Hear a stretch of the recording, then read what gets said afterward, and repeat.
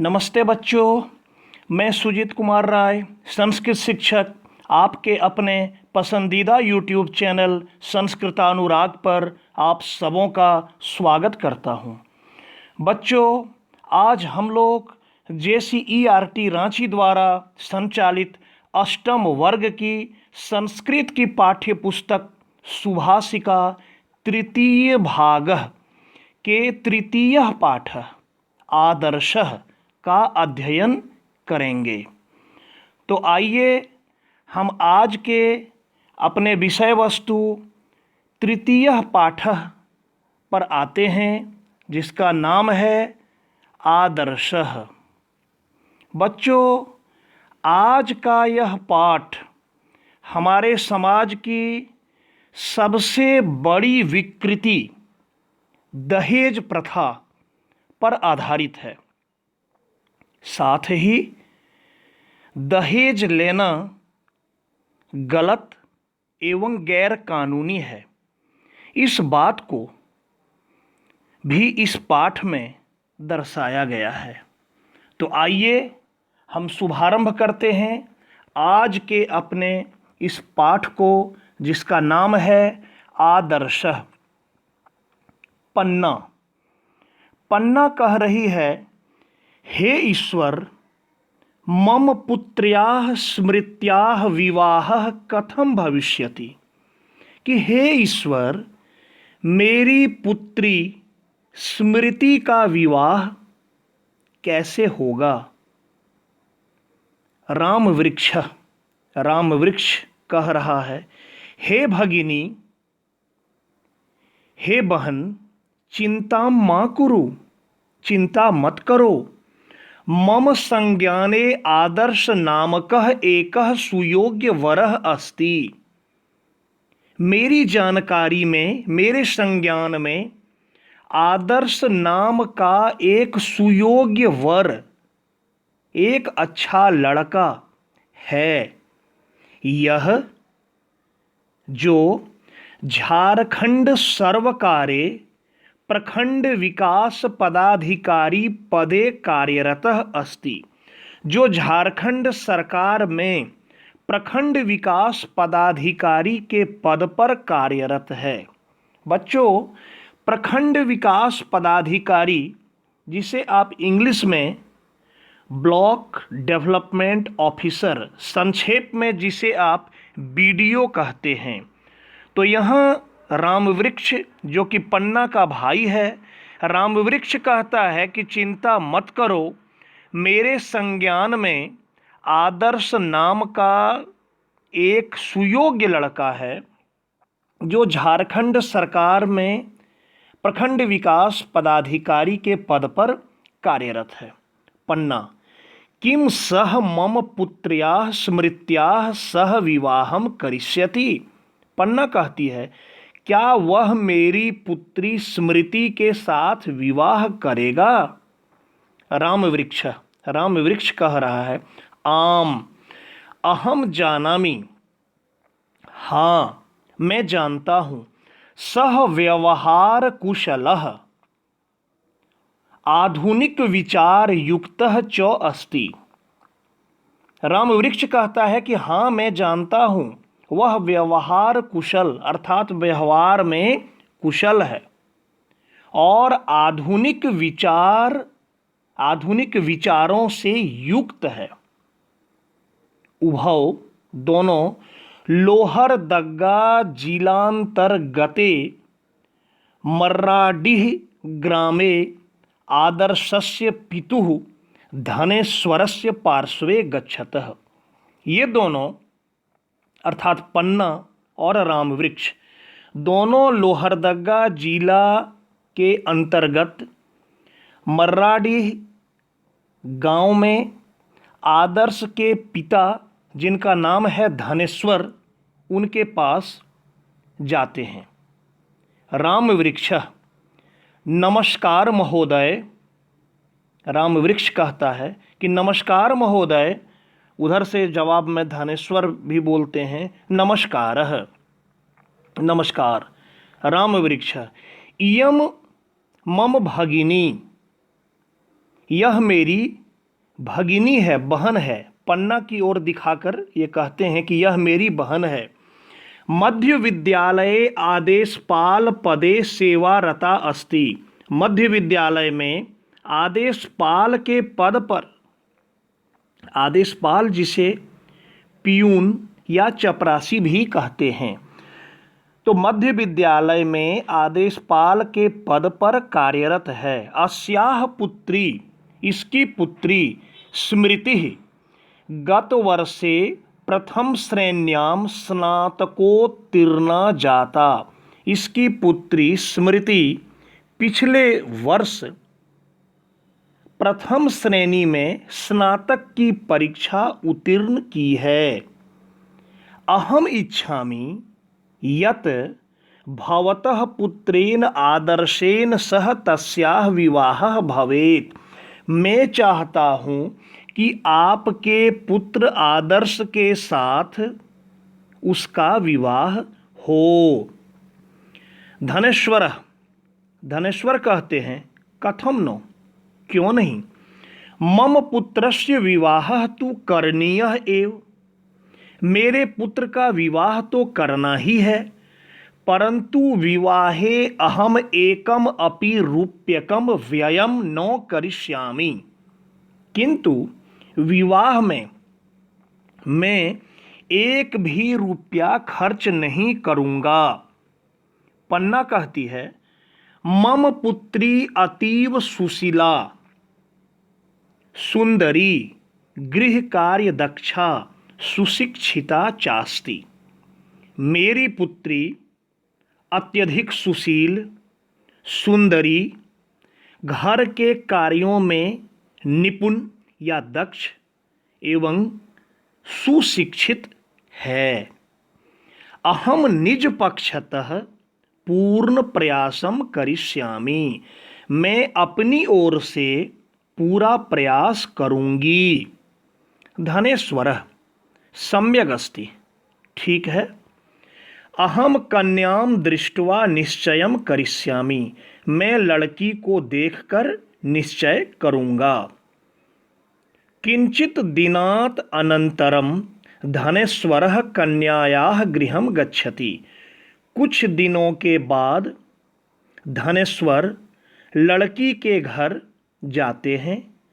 पन्ना राम वृक्षः च तस्य सत्कारम कुरुतः। पन्ना और राम वृक्ष उसके सत्कार करते हैं। धनेश्वर, धनेश्वर कहते हैं कन्या तो सुंदरी अस्ति, लड़की तो सुंदर है। मम पुत्रानुरूपा चास्ति, और मेरे पुत्र के अनुरूप है। चास्ति, चौ प्लस अस्ति, चौ मतलब और, अस्ति मतलब है। कन्या तो सुंदर है और मेरे पुत्र के अनुरूप है, अर्थात मेरे पुत्र के लायक है या मेरे पुत्र के योग्य है। विवाह अग्रिम मासस्य षड्विंशतिः दिनांके भविष्यति। विवाह अगले महीने के 26 तारीख को होगी। मम प्रतिष्ठानुसारम आयोजनम भवेत्। मेरी प्रतिष्ठा के अनुसार आयोजन होना चाहिए, अर्थात मेरी प्रतिष्ठा के अनुसार विवाह की तैयारी होनी चाहिए। आगे बढ़ते हैं। पन्ना कहती है अवश्यम अहम अपि यथाशक्ति प्रयासम करिष्यामि। अवश्य, जरूर, मैं भी यथाशक्ति अपने सामर्थ्य के अनुसार प्रयास करूंगी। विवाहस्य दिवसे, विवाह के दिन, सर्वे आयोजने संलग्नाः सन्ति। विवाह के दिन सभी लोग तैयारी में, आयोजन में संलग्न हैं, तल्लीन हैं, लगे हुए हैं। सर्वत्र हर्षोल्लासः अस्ति। सभी जगह खुशी का, उल्लास का माहौल है। धनेश्वरः पन्नाम आहूय कथयति। धनेश्वर पन्ना को बुलाकर कहता है। धनेश्वर भवत्याः भवत्या अत्युत्तमा व्यवस्था कृता, आपके द्वारा अति उत्तम व्यवस्था की गई है।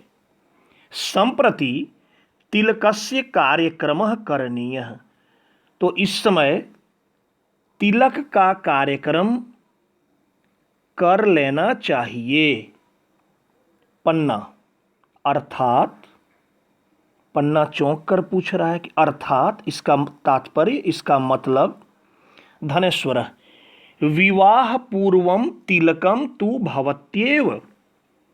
विवाह पूर्वम अर्थात विवाह के पूर्व, शादी के पूर्व, तिलकम तु भवति एव, तिलक तो होता ही है।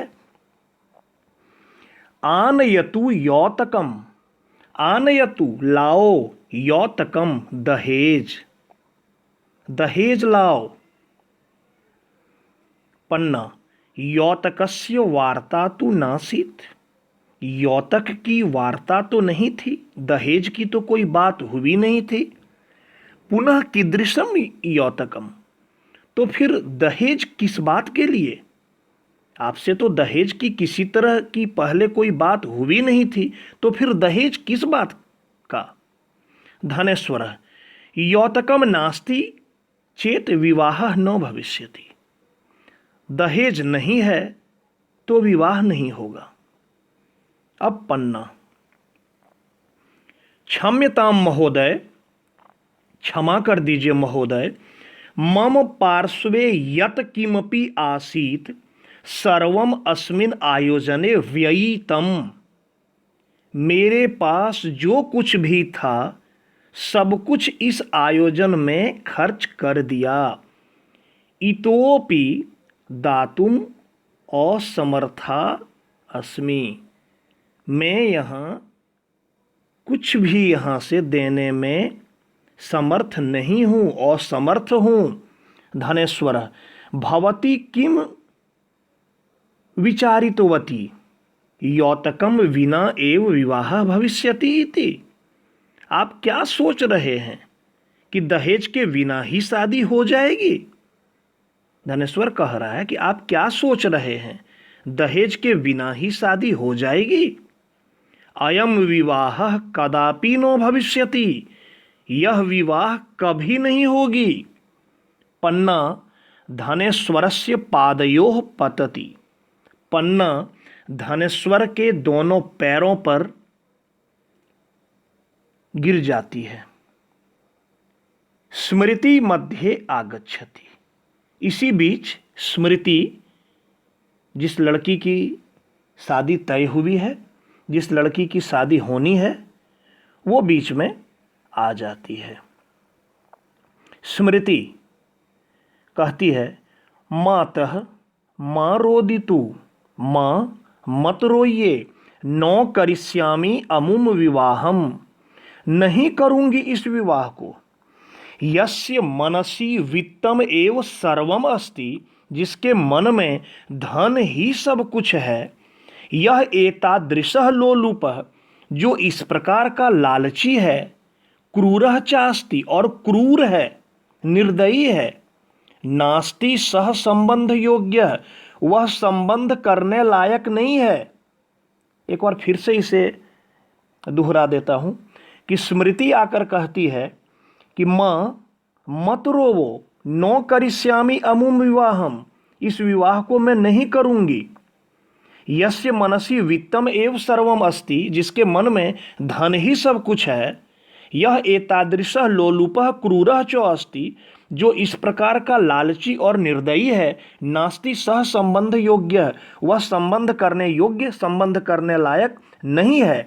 नास्ति आवश्यकता चिंताया, चिंता करने की कोई आवश्यकता नहीं है। अहम स्वावलंबिनी भूत्वा स्वविवाहम करिष्यामि, मैं खुद स्वावलंबिनी होकर, मैं आत्मनिर्भर होकर तब विवाह करूंगी। मत समाह अनेकाः कन्याः यौतक पीड़िताः सन्ति, मेरे समान अनेकों लड़कियां दहेज से पीड़ित हैं। एतस्य विरोधः करणीयः एव, इसका विरोध करना ही चाहिए। पन्ना पुत्री एवं माँ वद, बेटी ऐसा मत बोलो, अन्यथा अस्माकं बहु निंदा भविष्यति, नहीं तो हमारी बहुत निंदा होगी, हमारी बहुत शिकायत होगी। स्मृति कहती है मातः निंदा तो तस्य भविष्यति यह यौतुक लोलुपः अस्ति, कि माँ निंदा तो उसकी होगी जो दहेज लोभी है, जो दहेज का लालची है। यौतक दानम ग्रहणम च वैधानिक अपराधः सामाजिक कुरीति चास्ति, कि यौतक दान और ग्रहण अर्थात दहेज देना और लेना कानूनी अपराध है और सामाजिक कुरीति है। इस समाज की बहुत बड़ी बुराई है। अस्माभिः समाजात इयं प्रथा निवारणीया, हम लोगों को समाज से इस प्रथा का निवारण करना है, इस प्रथा को मिटाना है, इस बुराई को समाप्त करना है। स्मृत्याः मातुलः ताम वारयति तदेव आदर्शः प्रविशति, स्मृति का मामा उसे शांत कराता है, तभी आदर्श जिससे शादी होनी है, जिससे विवाह तय किया गया है, जो वर है वो वहाँ प्रवेश करता है। आदर्श मातः आनयतु स्मृति अत्र मंडपे, माँ आनयतु स्मृतिम, स्मृति को लाइए यहाँ मंडपे, इस मंडप पर, विवाह मंडप पर। मतलब जो आदर्श की होने वाली सास है, अर्थात स्मृति की जो माता जी है, उनको आदर्श कह रहा है कि मातः आनयतु स्मृतिम अत्र मंडपे, स्मृति को इस मंडप पर लाइए।